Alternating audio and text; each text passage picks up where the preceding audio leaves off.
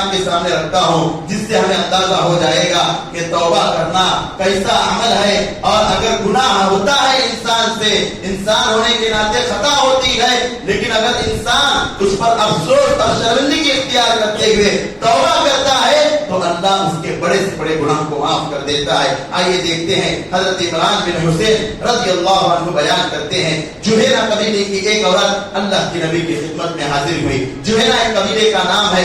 اس جوہینا قبیلے کی ایک عورت پہلے نبی صلی اللہ علیہ وسلم کی خدمت میں آئی اور آ کر کہنے لگی، اے اللہ کے نبی صلی اللہ علیہ وسلم، میں نے اللہ کی جو حدود ہے اس کو پامال کر دیا، یعنی میں نے زنا کر دیا ہے، لہذا آپ مجھے سزا دیجئے۔ وہ حاملہ تھی۔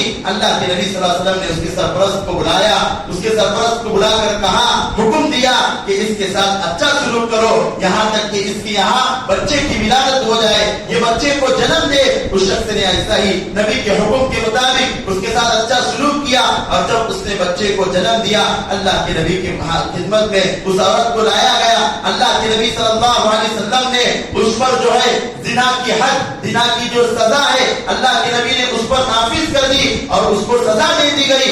اللہ کے نبی صلی اللہ علیہ وسلم نے اس عورت کی نماز جنازہ پڑھائی، تب حضرت عمر رضی اللہ عنہ کہنے لگے، اے اللہ کے نبی، آپ نے اس عورت کی نماز جنازہ پڑھائی جس نے زنا جیسے کبیرہ گناہ کا ارتکاب کیا، جس نے بدکاری کا ارتکاب کیا۔ اللہ کے نبی نے جواب میں کہا، اے عمر، کیا تم جانتے ہو اس عورت نے اللہ کے سامنے ایسی توبہ کی ہے، اگر مدینہ کے 70 لوگوں کے درمیان اس کی توبہ کو اگر بانٹ دیا جائے تو اللہ 70 لوگوں کی مغفرت کے لیے کافی۔ اللہ اکبر کبیرہ! کیا توبہ استغفار کرنے کی کیفیت، کیا اللہ کی طرف پلٹنے کا جذبہ، کیا اپنے گناہ پر شرمندگی، حالانکہ زنا کا ارتکاب کیا لیکن ایسی معافی مانگی اللہ رب العالمین سے۔